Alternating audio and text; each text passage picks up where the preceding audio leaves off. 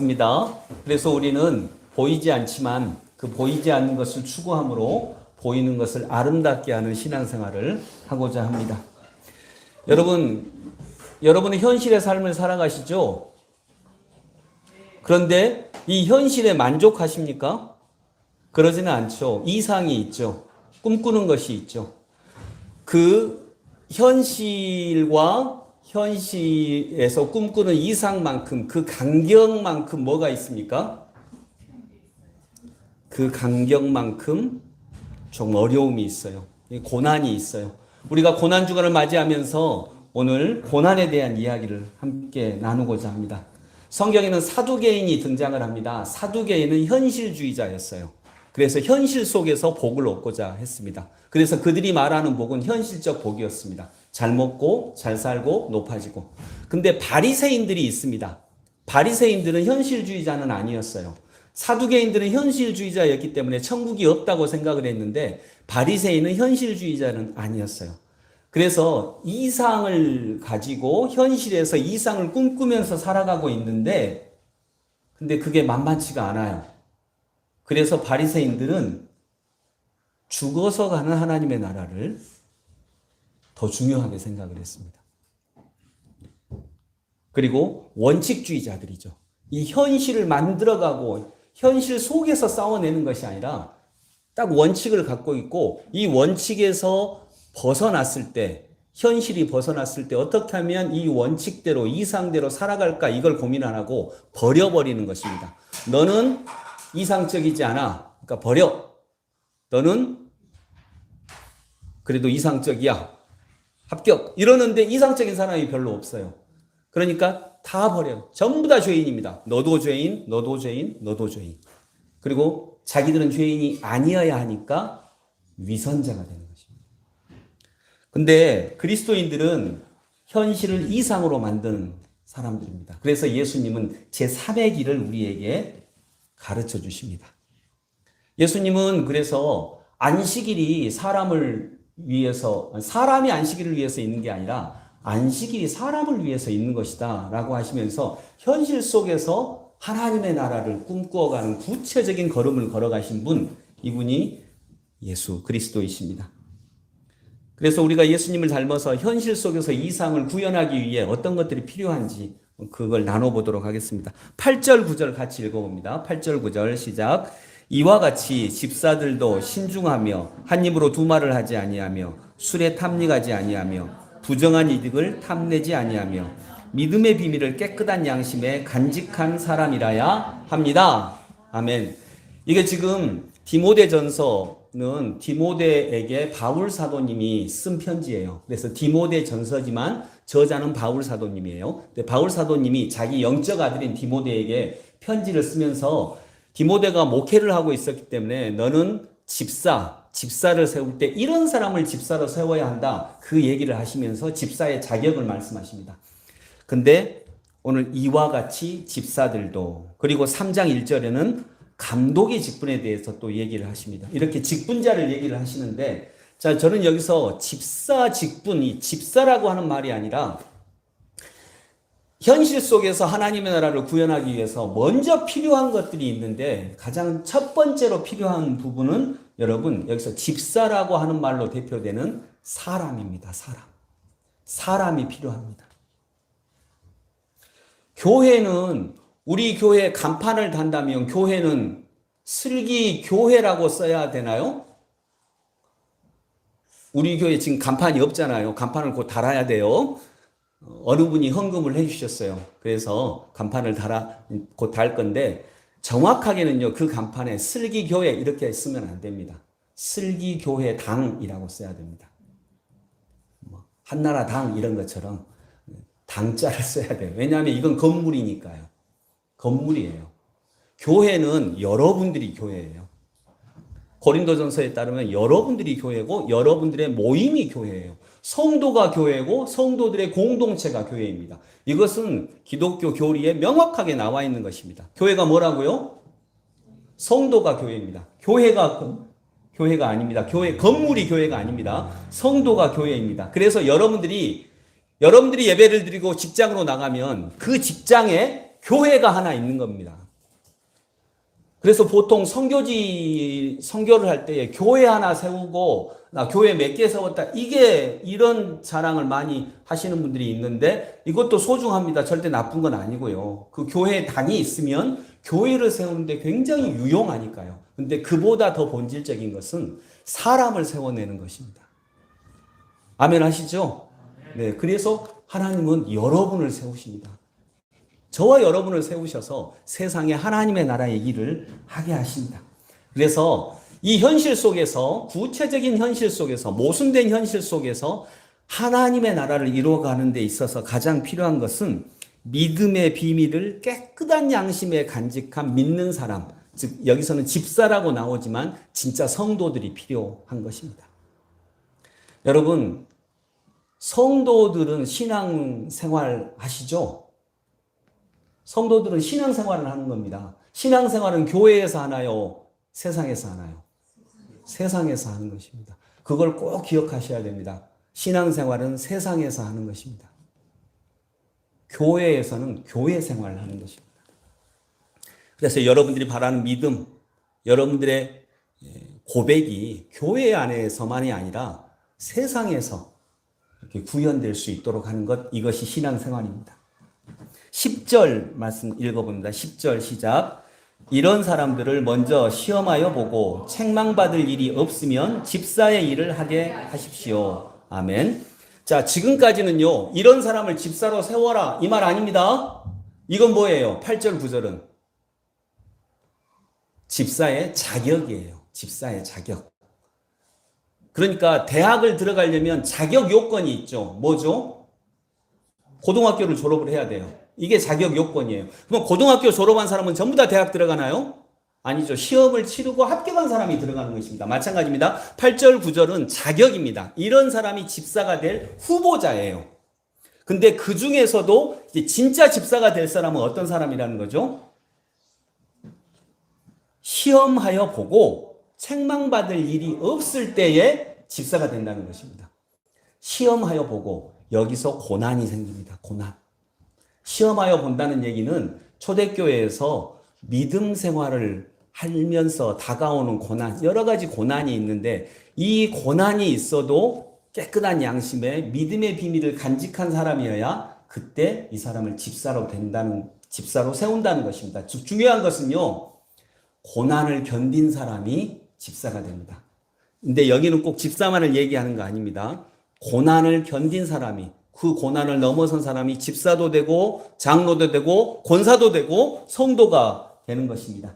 현실에서 이상적 삶을 추구하다 보면 당연히 시험이 옵니다. 그렇죠? 그렇죠? 예, 이상적 삶을 현실 속에서 실현하다 보면 당연히 시험이 옵니다. 고난이 있습니다. 예수님께서도 바로 그런 고난을 받으신 거죠.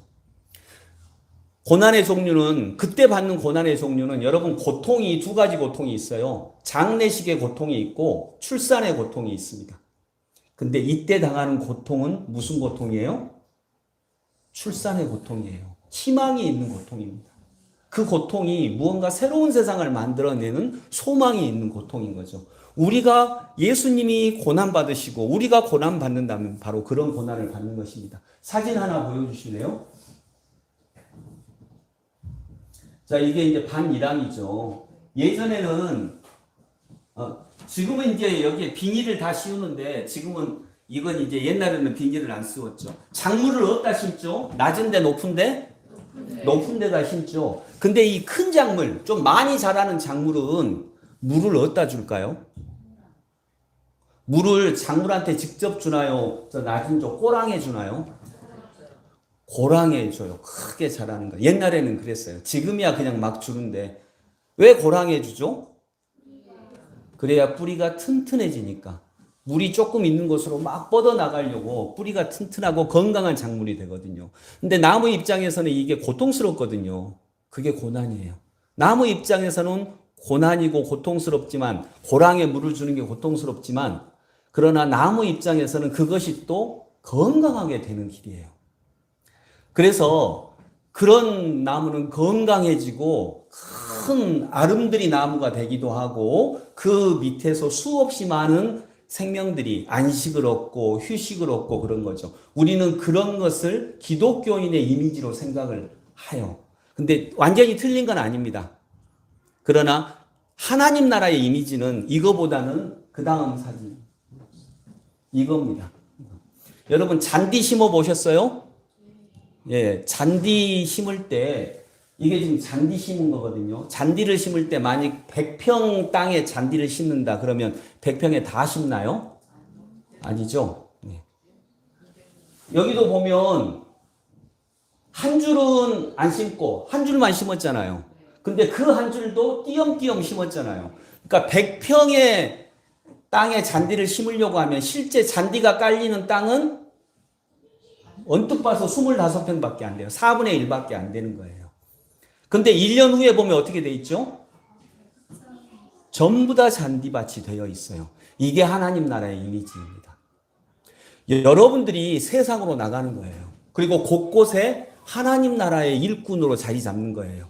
그리고 그곳에서 이 비어있는 땅으로, 이 황무지 같은 비어있는 땅으로 뿌리를 내리기 위해서 하나씩 하나씩 힘들게 옆으로 퍼져나가는 거예요. 이게 현실 속에서 하나님의 나라를 이루고자 하는 그리스도인들이 당하는 어쩌면 그 고난이에요. 근데 그러다가 나도 열심히 뻗어나가다 보면 옆 사람이 또 저 사람도 옆으로 자기가 꿈꾸는 하나님의 나라를 이렇게 퍼뜨려 나가는데 그러다가 만나요. 이게 하나님 나라가 확장되는 과정입니다. 그러니까 여러분들이 아까 말한 대로 꼬랑에 물 넣어서 막 아름드리 나무가 되려고 하지 마세요. 그럴 필요가 없습니다. 여러분들은 그냥 여러분의 자리에서 내 주변만, 내 가정, 내 직장에 내 주변만 하나님의 나라를 만드는 일에 힘쓰면 됩니다. 그러면 아마 만날 거예요. 그렇게 해서 하나님의 나라는 모든 세상을 다 하나님의 나라로 만드는 걸 꿈을 꿉니다. 그러나 신학적으로 완전한 하나님의 나라는 예수님이 재림하실 때야 완전하게 이루어지는 거죠. 그러나 병충해도 당연히 있고 어려움도 있으니까. 그러나 이 이미지가 바로 하나님 나라의 이미지입니다. 그러니까 아름드리 나무가 되려고 하지 마세요. 그럴 필요가 없습니다. 그거 아름드리 나무 하나 그 밑에 모든 생명들이 깃들이는 것은 예수 그리스도로 이미 완결되었습니다. 그분으로 완결되었습니다. 더 이상 다른 이단이 필요 없습니다. 이단 교주들은 자기가 구원자라고 하는데 자기가 신이다라고 하는데 그런 신은 그 신발보다 고무신보다 못한 신이고요. 고무신은 발이라도 편안하게 하지. 이런 이미지입니다. 그래서 여러분 한 명 한 명이 중요합니다. 한 사람 한 사람이 자기의 일을 행하는 것입니다. 그래서 이때 물을 주면 어디다 물을 줘요? 전체에 다 줍니다. 물은 충분합니다. 물은 하나님이 충분히 주십니다. 근데 옆으로 뻗어나가는 것, 이것이 우리의 일입니다. 나와 같은 잔디를 더욱 많이 만들어서 그들이 또 이 비어있는 땅을 덮도록 하는 것, 이런 역할을 앞장서서 하는 사람이 집사고, 권사고, 장로고, 직분자들인 것입니다. 그래서 여러분들의 신앙생활의 터전은 세상이에요. 교회가 아닙니다. 이 역할을 어디서 한다고요? 세상에서. 그런 사람이 집사입니다. 권사이고요. 장로들이고 직분자들입니다. 그래서 여러분들은 세상에서 그리스도인이어야 되는 것입니다. 너무 교회에 많이 오지 마세요. 교회에 너무 많이 오려고 하지 마시고 나가 놓으십시오. 그 유명한 말 있잖아요. 나가 놀아라. 나가 놓으세요. 여러분, 우리는 수요 예배가 없으니까, 이 삶의 교회가 수요 예배니까, 우리는 수요 예배가 없는데, 수요 예배 시간에 직장 일하고 딱 겹쳤어. 그러면 여러분 어디를 가야 돼요? 네, 저는 직장에 가야 된다고 생각을 합니다. 텔레비 보면서 안 나오는 거 말고, 그런 거 말고, 텔레비 보면서 그냥 할 일도 없이 빈둥빈둥 놀면서 안 나오는 거 말고, 수요 예배하고 직장이 겹치면 여러분들은 적어도 수요일은 직장에서 가서 하나님의 일을 해야 돼요.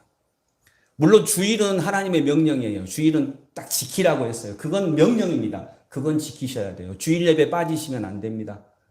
최대한 최대한 정말 불가피한 일이 있을 때 이렇게 온라인으로 드리고, 저는 여기 와서 주일은 적어도 절대 빠지면 안 되신다고 생각을 합니다. 그건 하나님의 명령이니까. 근데 수요일은 좀 다릅니다. 6일 동안은 열심히 일하고 그렇게 말씀하셨거든요. 그래서 수요 예배 때 겹치면 저는 우리 예배 수요 예배가 있어도 저는 직장에서 일을 해야 된다고 생각을 해요. 그 대신 어떻게 일을 해야 된다고? 그냥 아니고 예배처럼.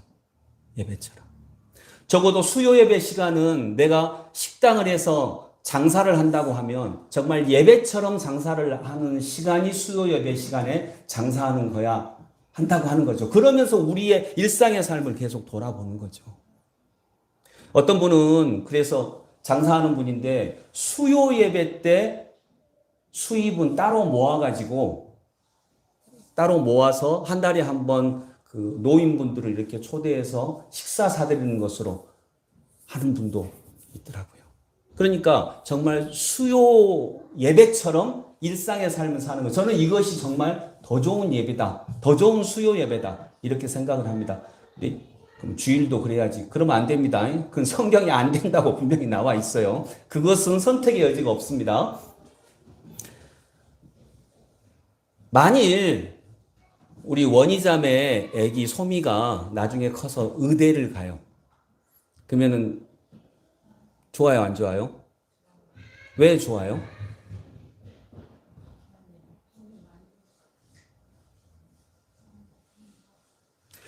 일단 경험이 없으니까 좋은지 안 좋은지 다 모르잖아. 예?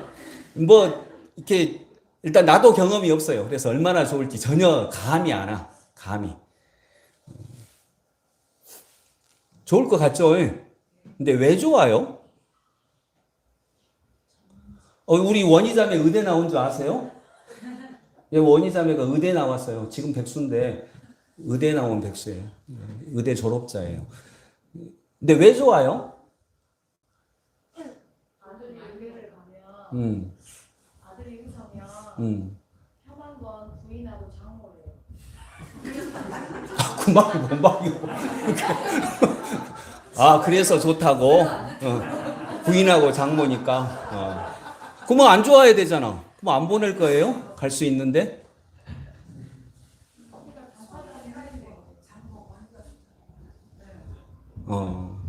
자, 여러분 아들이 의대 가면 왜 좋아요? 여러분 아이들이 의대 가면. 전문직. 전문직이면 기술자도 전문직이에요. 그러니까 왜 선호해요? 돈 잘 버니까 그렇잖아요. 돈을 잘 버니까 좋아하는 거예요. 그럼, 솔직히 그러잖아요. 돈을 잘 버니까 좋아하죠. 근데 의사는 뭐예요? 아픈 사람 치료하는 게 의사죠. 근데 지금은 누구도 그렇게 생각하지 않아요. 의사는 돈 잘 버는 사람이에요. 여기에 대해서 아무도 문제 제기를 하지 않아요. 그래서 내가 만약 선생님인데 우리 반 아이 중에 공부 잘하는 애가 와서 선생님 저 의대 가려고요. 그러면 당연하지. 공부 잘하니까. 물어보지 않아요. 물어봐야지. 왜 의사 되려고 하는데? 저는요, 아픈 사람 치료해 주는 게 제일 좋아요. 그러면, 의대 가라. 근데 의사가 돈 잘 벌잖아요. 그렇지, 가라. 아무도 문제 제기하지 않아요. 이게 잘못됐다는 걸 아무도 문제 제기하지 않아요. 집단으로 타락한 거예요. 우리 사회가 이만큼 집단으로 타락했는데 집단으로 타락했는지 자체를 몰라요. 폴 틸리라고 하는 신학자가 존재의 용기라고 하는 책을 썼는데 그게 이 말이에요. 존재는 뭐냐? 의사의 존재는 뭐냐? 돈 잘 버는 사람 아니에요. 의사는 아픈 사람을 치료하는 사람이에요. 근데 이 존재를 잃어버렸어요. 그래서 이 타락한 시대에 진짜 의사가 되려면 존재를 드러내는 용기가 필요하다는 거예요. 그냥 안 된다는 거죠. 근데 아무도 그렇게 얘기하지 않잖아요. 나 의대 가려고요. 왜? 돈 잘 벌잖아요. 그러면 우리 그래, 잘했다 축복해 주는 거죠. 근데 그러면 돈 잘 버는 것 같아서 의대를 가려고 하면 여러분이 진짜 막아야 돼요. 왜냐하면 그 애는 나쁜 의사가 될 거거든요. 정말 나쁜 의사가 될 거거든요. 그런 마음이에요. 그건 못 가게 해야 되는 거예요. 근데 그게 당연한 것처럼 된 것이 우리 사회가 얼마나 타락했다는 것을 증명하고 있는 거죠. 여러분 서울대 나온 사람이 다 세상 나쁘게 하잖아요. 그러니까 여러분 자식 서울대 안 가면 이게 축복이에요. 굉장한 좋은 일이죠. 그래서 우리 은선이는 절대 서울대를 안 보낼 거예요. 예. 우리 은선이 성적을 알면 학교의 학생의 재적수를 알거든요. 그러니까 정말 은선이는 착하게 살 거예요. 진짜 아름답게 자기의 존재 이유를 그런 친구들은 존재를 설명하는데 용기가 필요하지 않아요. 그러니까 축복받은 거예요. 농담은 아닙니다. 약간은 농담이지만 진짜입니다. 그런 친구들은 축복받은 거예요. 근데 능력이 많으면 많을수록 진짜 내 존재를 드러내는데 굉장한 용기가 필요합니다. 아멘. 그건 여러분도 마찬가지예요. 여러분도 세상 속에서 그리스도인이라고 할 때 내가 그리스도인이야 라고 하는 존재를 드러낼 때 이 세상은 타락했기 때문에 굉장한 용기가 필요합니다. 여러분이 그런 믿음의 용기를 가지셔야 되는 것입니다. 아까 말한 것이 바로 그런 내용이죠.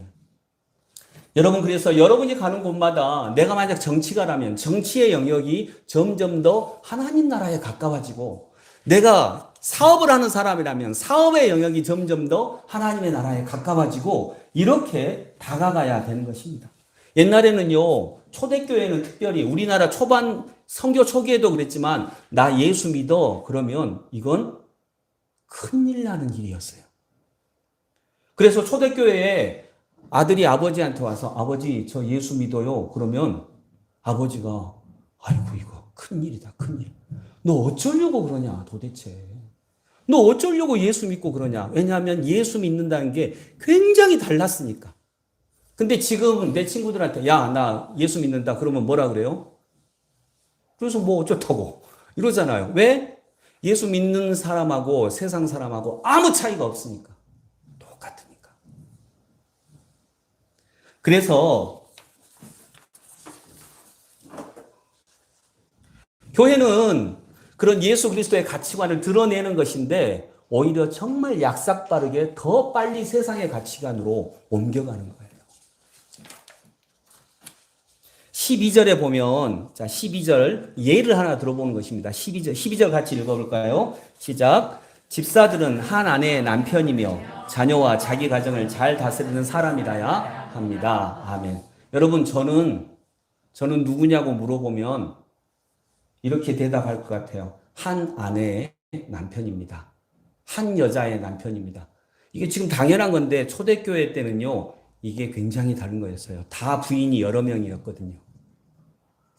그래서 집사는 한 아내의 남편이며 이것만 해도 초대교회에 아버지 저 예수 믿어요. 야 친구들한테 야 나 예수 믿어. 그러면 너 정말 어쩌려고 그러냐. 너 부인 한 명만 둬야 돼. 야 이 재미있는 거 나는 부인 3명인데 이것도 부족한데 지금 너는 어쩌려고 그러냐. 아니야 나는 예수님이 그러라고 그러셨어. 나는 한 아내의 남편이야. 이거부터 다른 거예요. 물론 지금은 하나도 힘들어 죽겠다. 이제 그렇게 하지만 이건 그 당시에는 여러분 정말 대단한 거였어요. 한 아내의 남편이며 야, 너 그러면 부인 하나밖에 못 둬. 여자는 그러면 지가 주인님도 안다니까 막 기어올라. 그랬을 거예요. 그랬을 거야. 우리 선교 초기에도 그랬잖아요. 종들하고 같이 예배를 드렸잖아요. 그 종들이 주인보다 먼저 장로가 되기도 했어요. 그때 장로는 설교를 했거든요. 그러니까 우리 집 종이 주인을 앞에다 두고 설교를 하는 거예요. 그 꼴이 싫어가지고 서울에서는 안동교회 막 이렇게 갈라져 나온 거예요. 양반들만 자기 종이 자기보다 먼저 장로가 됐거든. 그래서 막 안동교회, 양반교회로 이렇게 따로 나오고 이렇게 나오게 된 거예요. 그게 뭐 좋은 선교 역사는 아니죠. 근데 그만큼 그 시대에 혁명적인 일이 교회 안에 벌어졌다는 거예요. 그런데 지금은 똑같아요. 의사회 되려고 해. 할 때 아무도 말을 해주지 않아요. 돈 많이 벌잖아요. 그러면 끝이에요. 못 돼서 걱정이지. 근데 우리 사회가 건강하다면 이걸 얘기해 줘야죠. 너 그러면 차라리 안 되는 게 좋아. 그래서 집사가 된다는 것은 그 당시에 고난스러운 일이었습니다. 고난주간만 고난스러운 것이 아니라 세상의 눈으로 볼 때 그 삶 자체가 고난이었습니다. 저는 여러분들이 그런 고난이 있기를 원합니다. 아멘. 좀 기독교를 믿는다라고 하는 것은 개업 예배 가서 하나님 이 가게에 복 주세요만 하는 거 아닙니다. 복의 근원이 되게 하는 말씀. 그런 말씀까지 나누는 거죠. 빈 땅에 잔디를 심는 역할을 해야 되니까 이것이 직분자입니다. 이게 우리가 받아야 되는 고난입니다. 그래서 성도는 너무 교회에 충성하는 거 아닙니다. 세상에 나가서 목회하십시오. 세상에 나가서 여러분이 목회자입니다. 세상에 나가서 목회하십시오. 그래서 초대교회는요, 장로로 선출되면 밤에 도망가기도 했어요. 워낙 힘들거든요. 워낙. 그래서 진짜로 도망간 역사가 기록들이 많아요. 근데 우리 요즘에는 장로 선출됐다고 절대 도망 안 가잖아요. 야반 도주하고 막 그러지 않잖아요. 근데 3명이 선출되면 1명 정도가 정말 도망을 갔대요. 그 짐이 너무 무거우니까. 교회는 목회자에게 맡기고요. 교회는 저하고 전도사님이 여기 직장이니까 여러분은 세상에 나가서 복음을 들고 싸워야 하는 것입니다. 교회는 그런 소망을 이 세상에 주어야 하는데 오히려 더 약삭빠르게 교회가 세상에 적응하고 있는 것입니다. 여기서 필요한 게 용기입니다. 그래서 존재의 용기라고 하는 책이 그걸 얘기하고 있는 것입니다. 우리는 존재, 그리스도인으로 존재하는 것이니까요. 그래서 여러분 고난받을 때 고난받는 사람은 선구자예요. 아까 그 잔디 이야기처럼 먼저 맨 땅에 이 황무지에 먼저 뿌리 내린 잔디가 있어야만 1년 후에 모든 땅이 잔디가 되는 거예요. 그래서 저는 누군가는 하나 선구자로 나가야 됩니다. 먼저 황무지에 심겨진 25%의 잔디가 있어야 돼요. 그래야 2년, 3년 후에 전체가 잔디가 되는 거예요. 기독교인이 제일 많을 때 가장 넓게 잡으면 한 25% 정도가 됐다 그래요. 근데 지금 그 역할을 하지 못하니까 줄어들어서 지금은 한 10%, 12% 정도를 얘기하고 있죠. 여러분이 바로 그렇게 황무지에 먼저 심겨진 잔디예요. 여러분은 이제 그것을 조금씩 넓혀 나가야 돼요. 여러분의 가정에서, 여러분의 직장에서. 그래서 여러분이 선구자예요. 부부 관계에서도 내가 한 걸음 양보할게, 당신도 한 걸음 양보해. 이런 거 없어요, 여러분. 그건 이상이에요. 현실은 그런 거 없어요. 누군가는 먼저 한 걸음 다가가야 됩니다. 손해 봐야 됩니다. 무조건 먼저 양보해야 됩니다. 그래서 저는 여러분들이 윤석열 대통령한테 배웠으면 좋겠어요. 그냥 주잖아요. 조건 없이 그냥 주잖아요. 다 가지라고 하잖아요. 컵의 절반 내가 채울게. 당신 안 채워도 돼. 내가 그냥 다 할게. 조건 없이 주잖아요. 왜냐하면 부부는 여러분 특수관계거든요. 특수관계에서는 정말 그렇게 해야 돼요. 조건 없이 줘야 돼요. 정말 우리 윤석열 대통령 보면 진짜 조건 없이 일본에 막 주잖아요. 아무런 조건도 없잖아요. 모든 걸 다 내주잖아요. 모든 걸. 그게 부부 사이에 정말 필요해요. 그래서 저는 정말 여러분 따라서 하십시오. 대통령에게 배우자. 시작. 대통령에게 배우자. 진짜 그런 마음으로 우리가 다가가야 돼요. 이게 근데 이제 일본이 부부관계인가? 그건 좀 고려를 해봐야 돼. 오히려 그런다면 북한한테 그래야죠. 북한은 우리 특수관계니까. 근데 북한한테는 이번에 한 푼도 안 준다고 얘기를 했다고 하시는데 여러분 근데 그건 맞아요. 정말 줘야 돼요. 먼저 줘야 돼요. 내가 하나 양보할게, 너도 하나 양보해 하면은 안 될 겁니다. 왜냐하면 우리는 죄인이거든요. 세상은 그런 걸 옳다고 얘기하지 않거든요. 누군가는 먼저 가야 돼요. 근데 교회는 왜 존재하냐? 먼저 존재하는, 먼저 내놓고, 먼저 걸어가는 이 사람들도 힘을 받아야 그 걸음을 계속 걷죠. 그때 교회가 옆에서 지지해 주는 거예요. 지팡이가 되어 주는 거예요. 그 공동체가. 그래서 내가 먼저 시작하는 거죠. 잔디 심기가 똑같아요. 13절에 좋은 집사의 직무를 잘 수행한 사람들은 좋은 지위를 얻게 되고, 이건 세상적으로 높아진다, 승진한다 이 말이 아니고요. 원어에는 선한 것을 얻는다 이렇게 되어 있어요. 선한 것을 얻습니다. 이런 고난을 우리 성도들이 만날 수 있기를 원합니다. 이런 고난은 예수님이 네 십자가를 지고 나를 따라오너라 이렇게 말씀하신 겁니다. 말씀을 정리합니다, 여러분. 요한복음 2장에 보면 요한복음 2장에 가나의 혼인잔치 이야기 나오죠. 네, 가나의 혼인잔치 이야기가 나오는데 그 혼인잔치에 뭐가 떨어졌어요? 포도주가 떨어졌습니다. 포도주가 떨어진 것은 이스라엘에서 잔치집에 굉장히 큰 문제가 생긴 거예요. 근데 그 잔치집이 아마도 성서학자들은 예수님의 어머니 마리아의 친척 집안일 거라고 이렇게 추론을 합니다. 그래서 이제 예수님의 어머니 마리아가 친척 집안이니까 마리아는 예수님이 하나님의 아들이신 걸 듣고 보았잖아요. 그래서 포도주가 떨어지니까 예수님한테 가서 어머니가 얘기합니다. 여기 포도주가 떨어졌는데 네가 좀 어떻게 해줘. 아마 이렇게 얘기했을 거예요. 너는 능력이 있잖아. 네가 좀 어떻게 해줘. 포도주가 떨어졌어. 그러니까 예수님 뭐라고 하시죠? 들어주십니까? 안 한다고 하십니까?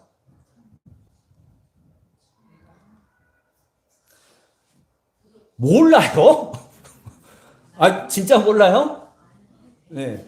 그거 알았어요. 제가 만들어 드릴게요. 해요. 아니면 그렇죠. 아니, 나 모르는 줄 알고 깜짝 놀랐네. 예. 어머니, 저하고 아무 상관이 없잖아요. 무슨 상관이 있다니까 그러거든요. 어머니, 저하고 상관없잖아요. 아직 내 때가 안 됐습니다. 이렇게 얘기해요. 아직 내 때가 안 되었습니다. 나와 상관이 없습니다. 거절하신 거예요. 어머니가 부탁을 하셨는데 거절을 하셨어요. 근데 그 마리아가 알았다 그러지 않고 종들을 불러요. 나와 상관이 없다 이 말은 왜 상관이 없죠? 어머니 나와 상관없잖아요. 그리고 아직 내 때가 안 되었습니다. 상관이 없다는 말이 무슨 말이에요? 예수님은 여기 손님이세요. 주인이 아니잖아요. 그 집의 주인이 아니잖아요. 손님이셨어요. 그러니까 상관이 없는 거예요. 그런데 마리아가 종들을 부르죠. 종들을 이제 친척집이니까 종들을 불러가지고 저분한테 가라. 그리고 저분이 시키는 대로 다 해라. 그래요. 상관이 없었거든요. 근데 저분한테 가. 그리고 종들한테 저분이 시키는 대로 그대로 해.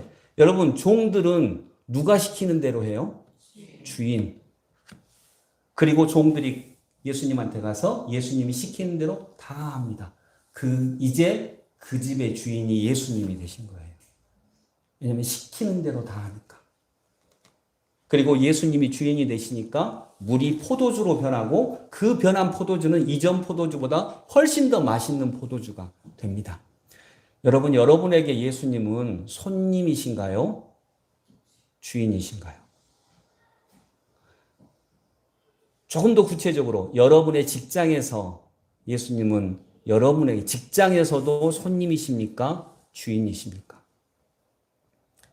왕은 왕이죠. 왕 맞아요. 예수님은 왕이라고 우리가 고백하고요. 근데 혹시 영국 왕 아니십니까? 영국 국왕? 영국 국왕은 왕 맞죠? 왕은 왕이에요. 근데 권력이 있나요? 권력은 없어요. 권력은 없는 왕이에요. 권력은 따로 갖고 있어요. 내 자신이. 그래서 여러분 예수님에게 왕의 자리를 진짜 내어놓는데 권력까지. 그래서 내 가정에서, 내 직장에서 우리가 예수님을 손님 아니고 주인으로 모셔서 때로는 고난이 올 수 있겠지만 그때 고난이 올 수 있겠지만 그 고난 때문에 오히려 내가 잔디의 한 부분이 되어서 조금 지나고 나면 어느새 그 비어있는 곳까지 잔디가 꽉 차는 하나님 나라의 은혜가 가득하기를 소망합니다. 기도하겠습니다. 하나님 아버지, 우리를 하나님 나라의 일꾼으로 불러주셨습니다. 그리고 황무지와 같은 비어있는 땅에 우리를 교회로 세워주셨습니다. 우리는 엄청나게 아름드리 큰 나무가 안 돼도 괜찮습니다. 내 영역, 내 주변에 비어있는 그 땅만이라도 채우는데 기도하고 찬양하며 예배드리며 최선을 다하는 저희들의 삶이 되게 하여 주옵소서. 그때 고난이 있을 것입니다. 그 고난 역시 정말 아름다운 열매로 맺어지는 놀라운 역사가 우리 삶에 있게 하여 주옵소서. 예수 그리스도 이름으로 기도드립니다. 아멘.